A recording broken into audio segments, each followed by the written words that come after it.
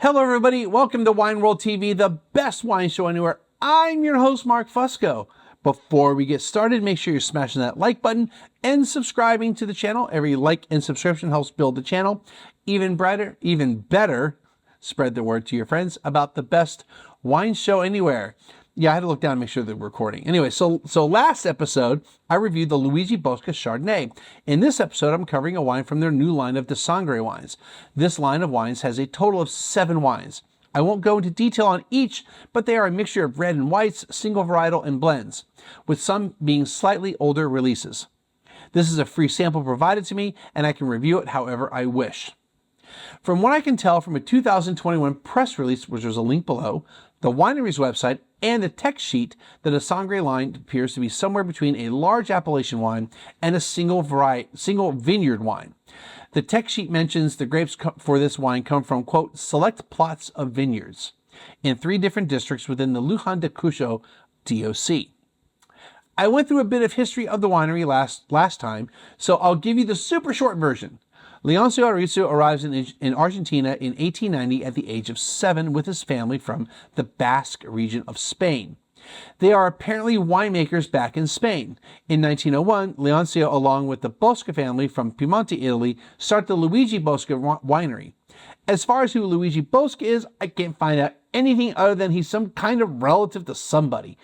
Over the years, Luigi Bosca becomes one of the most respected wineries in Argentina.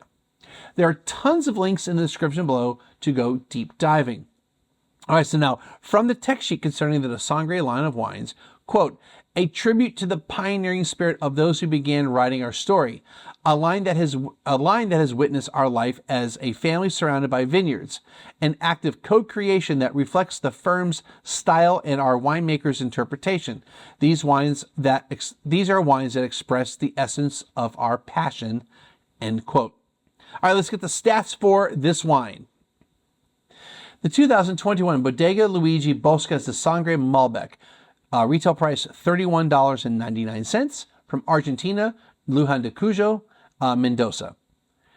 100% Malbec, elevation is 900 to 1100 meters or 2,953 feet, or 2,953 to 3,609 feet. Manual harvest, it's bunch selection, then berry selection. Cold maceration for 5 to 7 days. Fermentation is 10 days in stainless steel. Post-fermentation maceration, though I don't have a length of time for that for some reason. Aging, 12 months in barrels. ABV is 14.4%, pH 3.4, RS 2.92 grams per liter, and the acidity is 5.1 grams per liter. I wasn't provided with a suggested retail price for the wine, so I used wine.com's price for the 2021 vintage, though the press release from 2021 mentioned an SRP of $24.99. Also, the text sheet I found on the importer's website isn't vintage specific. The 2021 should be the most current vintage, so these stats are hopefully for that vintage. Much of what's on there probably doesn't change much from year to year, but the final stats of ABV, pH, etc. probably change each year. With that said, the ABV does match what's on the label. We also don't know the age of the barrels, new, second use, third use, neutral, etc., or any percentage of those. All right, let's get into the wine. Yeah, 2021. Okay. So when I got the email about this, I was like, would you like to do it? I was like, yes. So I've had Luigi Bosca in general. I don't think I've had this exact wine in the past, but I've had Luigi Bosca wines in the past. And my memory is that they're always excellent. These are kind of benchmark wines when we're talking about exams. So this is definitely a wine that if you are studying for really any kind of exam where there's a tasting component, you probably want to be familiar with it just to be clear, in case you don't know, when we do exams, we don't identify producers. We just identify grape and year and region.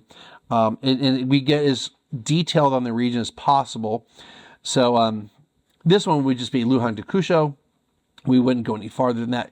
And in essence, any wine from say, Lujan de Cuyo, if there was a sub-appellation, we don't really need to know that.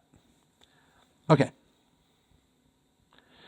So we have a pretty deep, pretty opaque ruby color. The color's pretty consistent all the way throughout. There is definitely medium plus, almost heavy staining on the glass, so lots of extraction going on here. Malbec tends to have an electric pink or hot pink edge. I don't necessarily see that, but it is a more fuchsia edge as far as the red for ruby. I mean, it's pretty consistent, but very, very edge. It has a little bit of a fuchsia quality to it. All right. Let's check it out. So red and black fruits. So kind of the usual suspects, blackberry, raspberry. Got that going on. Got a little bit of bramble happening here. A little bit of like brush vegetation, if you will. Got a little bit of tobacco, green tobacco. A little bit of dirt, fresh and dry. Dry, fresh, not wet. Not like, not wet, not mud. There's a spice component that just kind of fleeting on the nose. But a little bit of cinnamon, I'll go with that. And then clove, a little bit of red hot on the cinnamon, more like that. Dried leaves, not quite forest floor. A touch of vanilla, like, almost like a Cool Whip. Cool Whip. Cool Whip. Cool Whip. Cool Whip. Cool Whip. Cool Whip. You're saying it weird. Why are you putting so much emphasis on the H? Yeah, it's very, the fruit is really intense and ripe on the nose. Let's check it out on the palate. Wow, there's the spices. It is like walking into a spice shop. Oh, wow.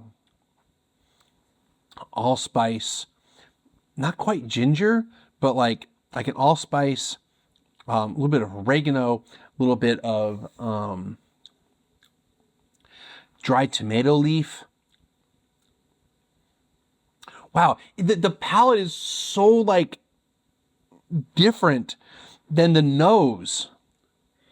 The nose is all like mostly fruit, but then you get like the other things, but then on the palate, it's just like an explosion of spices. I mean, you get some cinnamon in here too. There's a spice that's just like evading me. I know it. I just can't think of the name of it, but it's super juicy. The fruit is super, super juicy. It's like lots of blackberry, a little bit of raspberry, mostly black fruit. Probably cardamom as far as the spice. Nutmeg. A little nutmeg in there.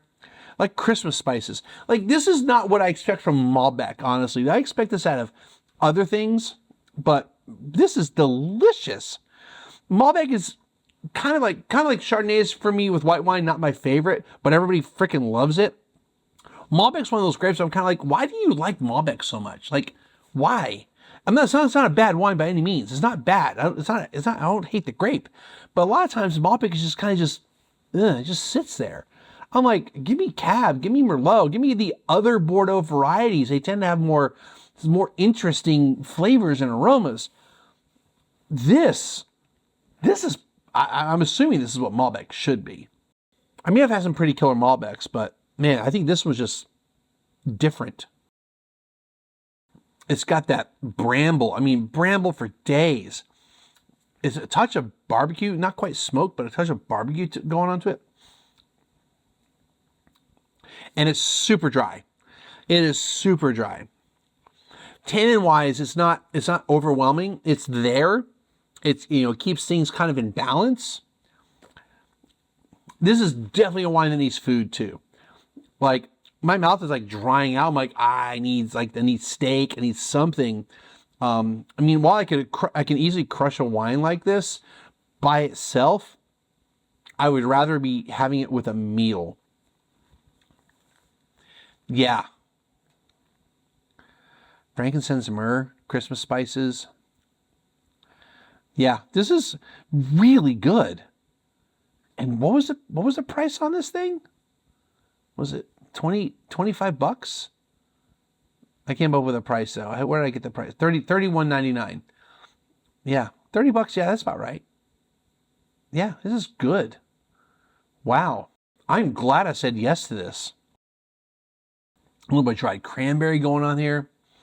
This is almost like Thanksgiving wine, honestly.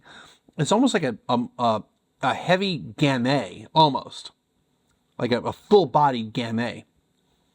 Juicier, though. Not as much on this. I mean, there's lots of spice, but really fruit-forward. This is good. I say you find this stuff, any Luigi Bosca, honestly, you find this, you need to get this. All right, that's going to do it for today's show. If you enjoy what I'm doing here, make sure you hit the like button, subscribe, and then tell your friends. We'll see you next time. Hopefully some killer Malbec. Actually, next time will be some Pinot Noir, if I remember correctly. Later.